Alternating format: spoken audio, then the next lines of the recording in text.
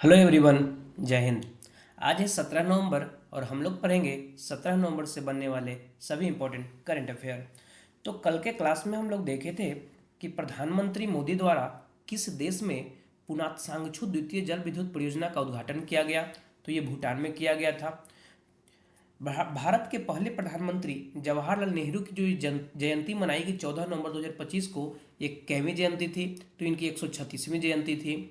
संशोधित भारत नेट योजना को राज्यव्यापी लागू करने वाला पहला राज्य कौन बन गया? ये पंजाब है। अमेरिका में 2029 के अंतरिक्ष मिशन प्रशिक्षण के किस भारतीय को चुना गया? जाह्नवी डांगेती को। हाल ही में किस देश के द्वारा अपना पहला स्वदेशी क्वांटम डायमंड माइक्रोस्कोप लॉन्च किया गया? तो ये भारत। निम्न में से किस दिन हर साल विश्व मधुमेह दिवस मनाया जाता है? 14 नवंबर को। मंजू बाल पर हाल ही में राष्ट्रीय डोपिंग रोधी एजेंसी मंजू बाला जो प्लेयर है उन पे हाल ही में राष्ट्रीय डोपिंग रोधी एजेंसी जो नाडा है 5 वर्षों का प्रतिबंध लगाया। ये जो मंजू बाला है किस खेल से संबंधित है? हैमर थ्रो से।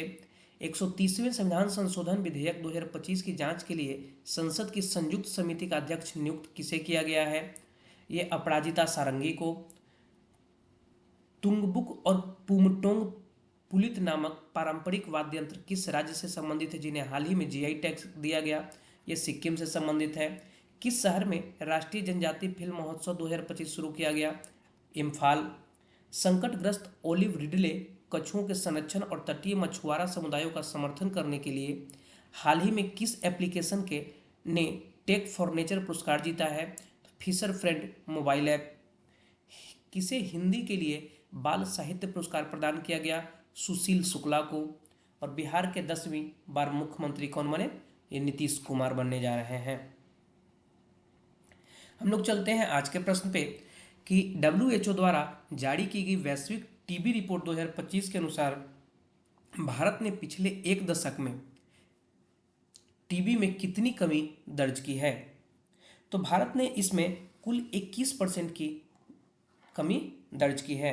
ये रिपोर्ट अभी हालिया दर्ज की गई है कि भारत पिछले एक डिकेड यानी दशक में, डिकेड मतलब दशक, यानी एक दशक में टीबी में जो कुल मामले हैं उसमें 21% की कमी दर्ज की है। जो वैश्विक औसत जो है यानी ग्लोबल एवरेज आप कह सकते हैं, वैश्विक औसत यानी ग्लोबल एवरेज, उसमें 12% से लगभग दोगुना की कमी है। वैश्विक औसत 12% से लगभग दोगुना है। ठीक है। विश्व स्वास्थ्य संगठन की वैश्विक टीबी रिपोर्ट जो है इसके अनुसार देश में टीबी रोगियों की संख्या जो है 2015 में प्रति लाख जनसंख्या 237 से घटकर 2024 में प्रति लाख 187 हो गई है। मतलब कि अब से 10 साल पहले, अब से 10 साल पहले यानी 2015 में देखा जाए कि 1 लाख में यानी प्रति लाख उस समय टीबी के मरीजों की संख्या क्या थी? तो ये आपको 237 थी। और अब 10 साल बाद, ठीक है, ये देखा जाए कि प्रति लाख टीबी की मरीजों की संख्या कितनी है? तो ये 187 है। ठीक है। अभी 1 लाख में 187 टीबी के मरीज जो हैं जो टीबी से प्रभावित हैं। यहाँ से हम लोग WHO के बारे में कुछ अगर डिस्कशन कर लें तो मुख्यालय स्विट्जरलैंड, जिनेवा स्विट्जरलैंड। इसका स्थापना जो है फॉर्मेशन ईयर 1948, 7 अप्रैल को। संयुक्त राष्ट्र संघ इसका संगठन है, संयुक्त राष्ट्र से संगठन है इसका। महानिदेशक टेड्रोस एडनॉम घेब्रेयसस। विश्व स्वास्थ्य संगठन ने किस देश को निद्रा रोग से मुक्त घोषित किया? तो ये केन्या को निद्रा रोग से मुक्त घोषित कर दिया है। किस बीमारी को विश्व स्वास्थ्य संगठन ने कैंसरकारी घोषित किया? तो हेपेटाइटिस डी को कैंसरकारी घोषित कर दिया है। WHO ने हाल ही में वर्ष 2030 तक सभी के लिए किफायती नेत्र देखभाल सुनिश्चित करने हेतु वैश्विक पहल ग्लोबल एस्पेक्स 2030 शुरू की है। विश्व स्वास्थ्य संगठन ने किस देश को आधिकारिक तौर पर ट्रेकोमा मुक्त घोषित किया? तो ये सेनेगल को। WHO द्वारा मलेरिया मुक्त प्रमाणित होने वाला अमेजन क्षेत्र का पहला देश कौन बन गया? सूरीनाम। माँ से बच्चे तक HIV संचरण को समाप्त करने के लिए विश्व स्वास्थ्य संगठन की गोल्ड टियर स्थित प्राप्त करने वाला पहला अफ्रीकी देश कौन बन गया? बोत्सवाना। किस देश को ट्रैकोमा उन्मूलन के लिए विश्व स्वास्थ्य संगठन यानी WHO द्वारा प्रमाणन प्रदान किया गया, सर्टिफिकेट दिया गया? ये भारत को। किसको? भारत को। अब यहाँ ट्रैकोमा नहीं है, ट्रैकोमा किसी को नहीं है, सब खत्म हो गया, ऐसा सर्टिफिकेट दिया जा चुका है। इस क्वेश्चन में WHO के बारे में हमने देख लिया। यहाँ टीबी की बात हो रही है। किसकी बात हो रही है यहाँ पे? टीबी की। ठीक है, तो टीबी के बारे में हम यहाँ से देखें, आप यहाँ से ये रिलेट कर सकते हैं कि इस बार जो वर्ल्ड टीबी डे मनाया गया था, वर्ल्ड टीबी डे मनाया गया, उसका थीम क्या था? उसका जो थीम था, yes we can end commit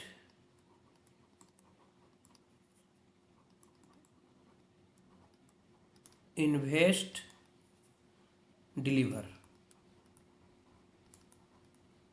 यही इसका थीम था। क्या? Yes we can end commit invest deliver. World TB day मनाया कब जाता है? तो ये आपका 24 मार्च को मनाया जाता है। हम लोग चलते हैं नेक्स्ट क्वेश्चन पे। दृष्टि नामक AI आधारित freight wagon locking monitoring system किसके द्वारा विकसित किया गया है? तो ये डेवलप किया गया है इंडियन रेलवे के द्वारा। ठीक है, जिसका उद्देश्य बढ़ते माल परिवहन, चोरी के जोखिम, सीलिंग त्रुटियों और मानव आधारित निरीक्षण में त्रुटि को कम करके माल वैगनों के दरवाजों और लॉकिंग सिस्टम की वास्तविक समय में सुरक्षा जांच करना इसका मुख्य उद्देश्य है। भारतीय रेलवे इसका प्रभार अभी अश्विनी वैष्णव संभाल रहे हैं। जो इंडियन रेलवे है इसका प्रभार कौन संभाल रहा है? अश्विनी वैष्णव। भारत के रेलवे बोर्ड की स्थापना जो है कब हुआ था? ये 1905 में हुआ था। ठीक है, और पहली जो ट्रेन है ये मुंबई से ठाणे चलाई गई थी। कब? 1853 में। भारतीय रेल किसकी देन है? ये लॉर्ड डलहौजी की देन है। हम लोग रेलवे के कुछ करंट अफेयर के बारे में देख लें तो कौन सी ट्रेन हाल ही में भारत की सबसे तेज चलने वाली ट्रेन बन गई है? तो ये नमो भारत है। रेलवे पटरियों के बीच पोर्टेबल और पैनल लगाने वाला भारत का पहला शहर बना, वाराणसी। प्रधानमंत्री नरेंद्र मोदी ने 10 अगस्त 2025 को नागपुर से पुणे के बीच भारत की सबसे लंबी रूट वाली वंदे भारत एक्सप्रेस का उद्घाटन किए। भारत ने अब तक की सबसे लंबी मालगाड़ी, जिसका नाम क्या है? रुद्रास्त्र, का सफल ट्रायल रन किया। इसे भारत ही नहीं एशिया की सबसे लंबी मालगाड़ी माना जा रहा है। इसकी लंबाई 4.5 किलोमीटर। दुनिया के सबसे ऊंचे रेलवे आर्च ब्रिज का उद्घाटन जम्मू कश्मीर में। किस राज्य ने कोंकण रेलवे कॉरपोरेशन लिमिटेड के भारतीय रेलवे के साथ विलय को मंजूरी दे दी? तो महाराष्ट्र। रेल नेटवर्क से जुड़ने वाली पूर्वोत्तर की चौथी राज्य राजधानी बन गई है आइजोल। गुजरात 100% रेल विद्युतीकरण हासिल करने वाला 24वां राज्य बन गया है।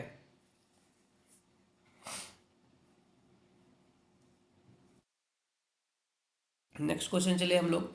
तो खेलो इंडिया यूनिवर्सिटी गेम्स 2025 का आयोजन किस राज्य में आयोजित किया जाएगा? जिसका शुभंकर खम्मा और घनी को चुना गया है। तो ये मैंने आपको पहले ही बताया था कि राजस्थान ये खेल जो खेलो इंडिया यूनिवर्सिटी गेम है इसका आयोजन करेगा। ठीक है, और जिसका शुभंकर क्या है? घोषित हो चुका। अब खम्मा घनी जो है वहाँ पे आदर सत्कार के रूप में बोला जाता है, खम्मा घनी। ठीक है, तो इससे आप इसको रिलेट कर सकते हैं। यहाँ से हम लोग कुछ शुभंकर को, इंपॉर्टेंट शुभंकर को अगर हम डिस्कशन करें तो 12वें पुरुष एशिया हॉकी कप का शुभंकर चांद। पहले खेलो इंडिया जल खेल महोत्सव का शुभंकर हिमालयन किंगफिशर। बिहार में आयोजित किए जाने वाले एशिया रग्बी अंडर-20 चैंपियनशिप के शुभंकर का नाम क्या है? अशोक। खेलो इंडिया यूथ गेम्स का शुभंकर गज सिंह। खो खो वर्ल्ड कप 2025 के शुभंकर तेजस और तारा, खेलो इंडिया पैरा गेम्स 2025 का शुभंकर उज्ज्वला, और तीसवीं राष्ट्रीय खेलों का शुभंकर मौली, 12वीं विश्व पैरा एथलेटिक्स चैंपियनशिप 2025 का शुभंकर विराज, और नवंबर 24 तक बिहार के राजगीर में आयोजित महिला एशियाई चैंपियंस ट्रॉफी 2024 का जो शुभंकर था उसका नाम था गुड़िया। नेक्स्ट क्वेश्चन चले हम।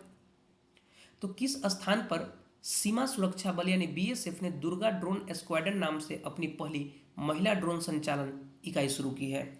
तो इसकी शुरुआत अभी हाल ही में की गई है। कहाँ पर? तो ग्वालियर में। कहाँ किया गया? ग्वालियर। बीएसएफ ने अपनी पहली all women drone unit launch की है जिसका नाम रखा गया है दुर्गा ड्रोन स्क्वाड्रन। यह खास पहल महिलाओं की शक्ति और टेक्नोलॉजी को के तालमेल का एक बेहतरीन उदाहरण है। यह ट्रेनिंग बीएसएफ एकेडमी ग्वालियर में स्थित स्कूल ऑफ ड्रोन वॉरफेयर में चल रही है। अगर यहाँ से ग्वालियर के बारे में हम देखें, ये ग्वालियर में अभी यूनेस्को के द्वारा, ग्वालियर जो है इसको यूनेस्को के द्वारा सिटी ऑफ म्यूजिक के रूप में भी मान्यता दी गई है ग्वालियर को। यदि मैं बात करूँ बॉर्डर सिक्योरिटी फोर्स की, ठीक है, तो देखिए कि भारत की सीमा जो है इसकी सीमा पर रक्षा कौन करता है? बीएसएफ ही करते हैं, करने का काम है इनका। ये बीएसएफ के जवान हैं। इनका जो फॉर्मेशन ईयर है कब है?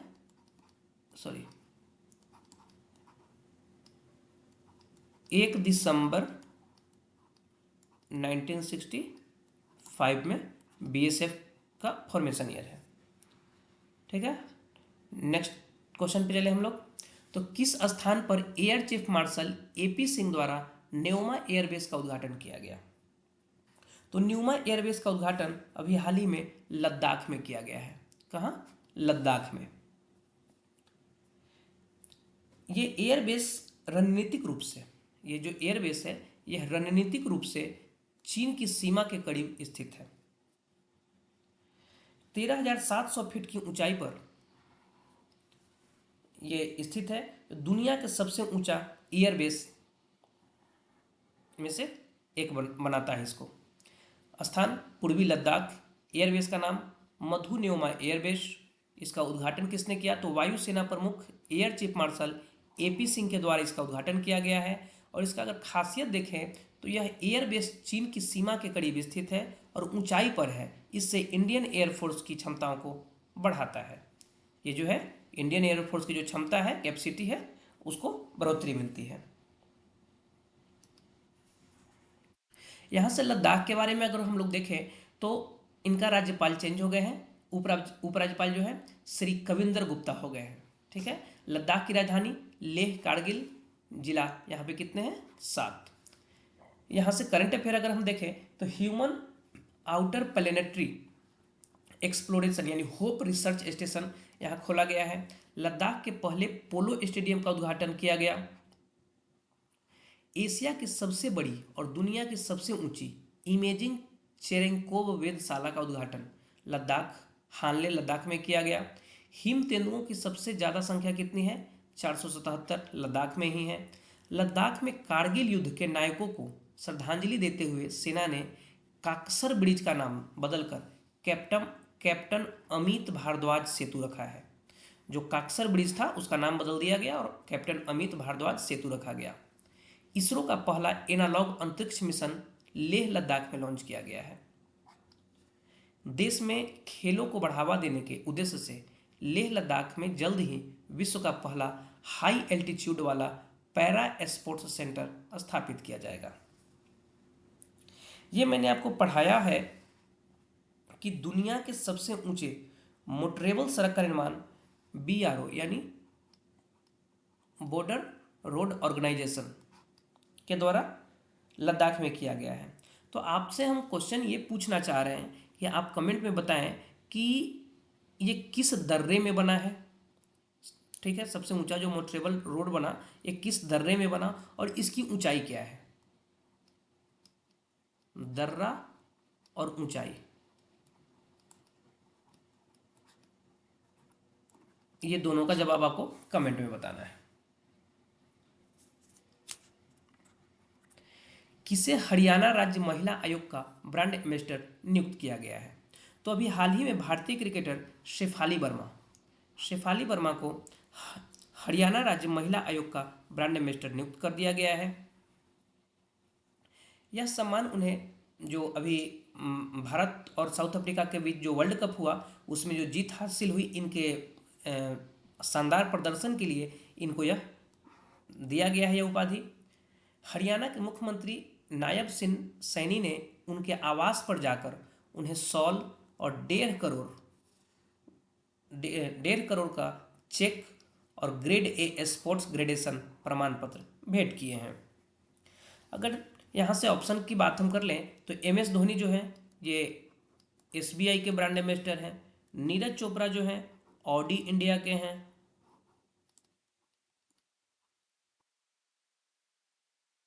और मनु भाकर जो हैं ये मिनिस्ट्री ऑफ शिप की हैं।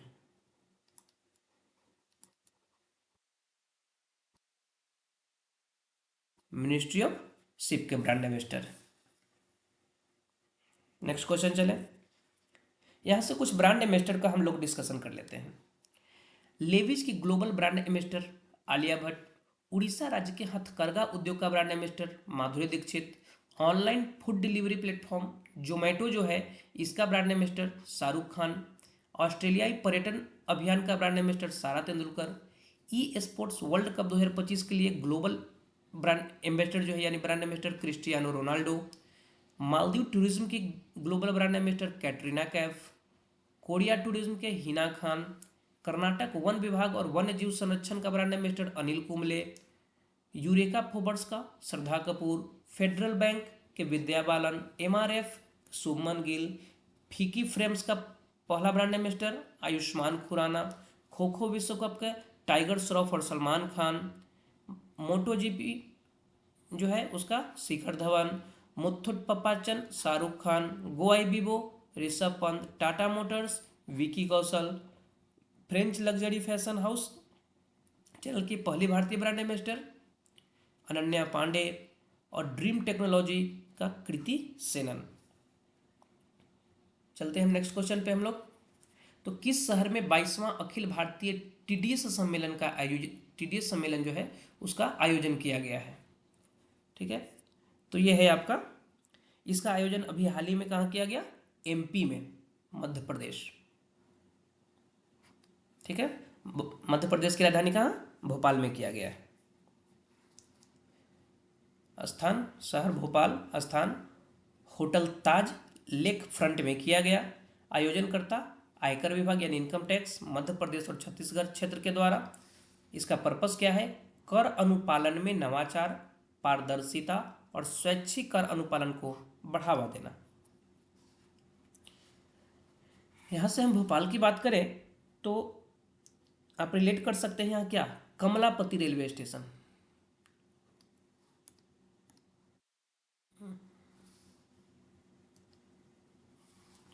आप रिलेट कर सकते हैं यहाँ से कमलापति रेलवे स्टेशन। ठीक है, जिसका पहले नाम क्या था? हबीबगंज।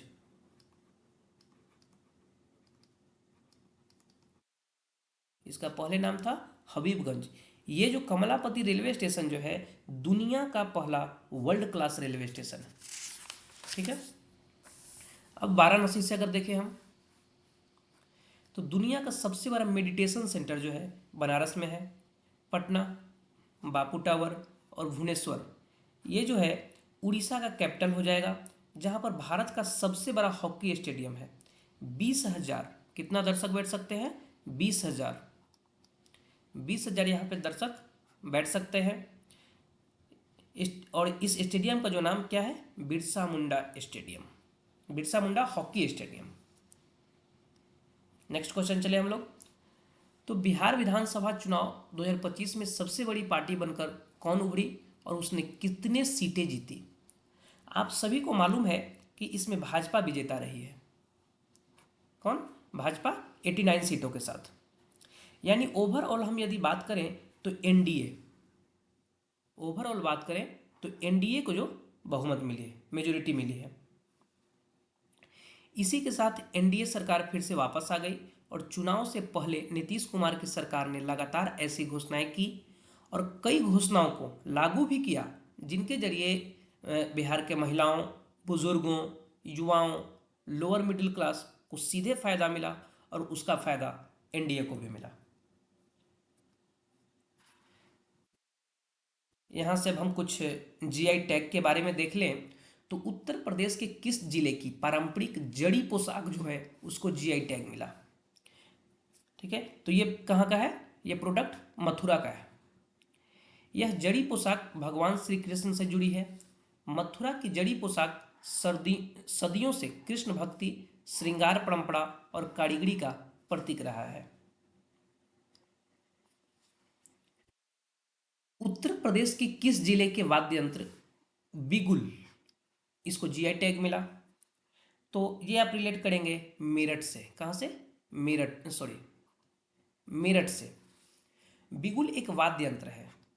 यह स्वतंत्रता इतिहास का एक प्रमुख प्रतीक है। 1857 की जो क्रांति थी उसमें बिगुल की गूंज ने स्वतंत्रता संग्राम में इसका उपयोग किया गया था।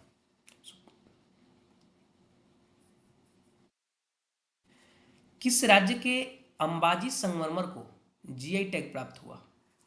ठीक है, तो ये गुजरात से आप रिलेट इसको करेंगे। कहाँ से, गुजरात से।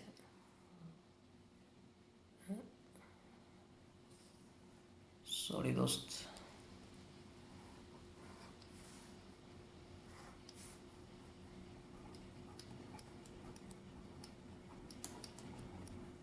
Option D Gujarat. ठीक है, तो गुजरात के प्रमुख तीर्थ स्थल और शक्तिपीठ अंबाजी के संगमरमर को उसके उच्च गुणवत्ता वाले सफेद पत्थर के लिए भौगोलिक संकेत यानी जीआई टैग से सम्मानित किया गया है।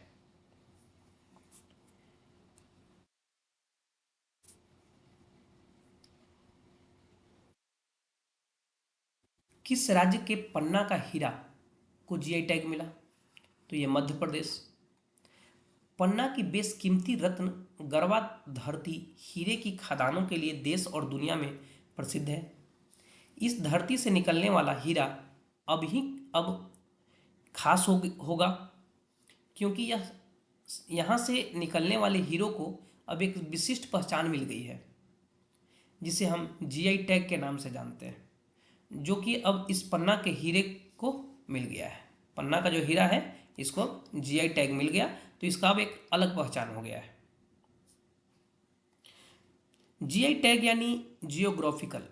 जीआई टैग जो है इसका मतलब जियोग्राफिकल इंडिकेशन होता है।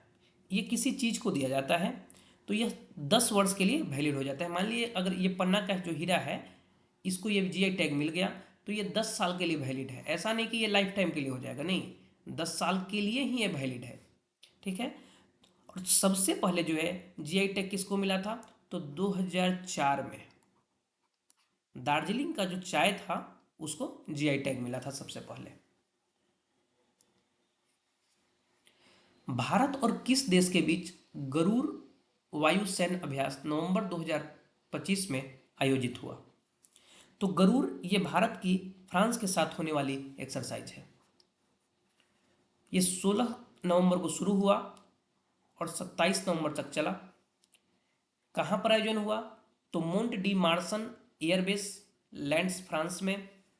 इसका पर्पस दोनों वायु सेनाओं के बीच रक्षा सहयोग जो है उसको और बढ़ाना, और इसमें इंडियन एयरफोर्स के जो SU-30 MKI जो है वो हिस्सा लिया है।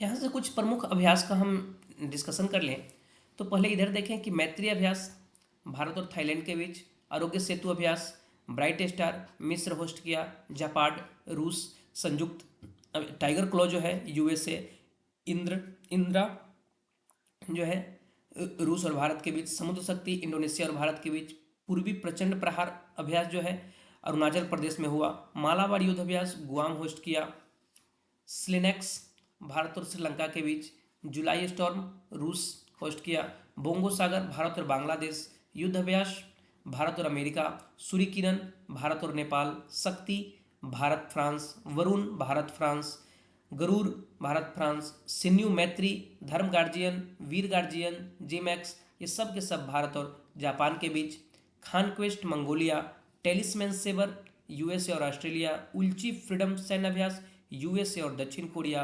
और हमने हाल ही में पढ़ा है कि मित्र शक्ति 2025 का जो 11वां संस्करण है यह कर्नाटक के बेलगावी में हुआ है।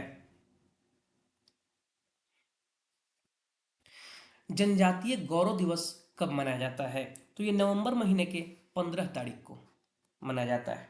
ठीक है, बिरसा मुंडा की जो जयंती है जनजातीय गौरव दिवस के रूप में मनाया जाता है।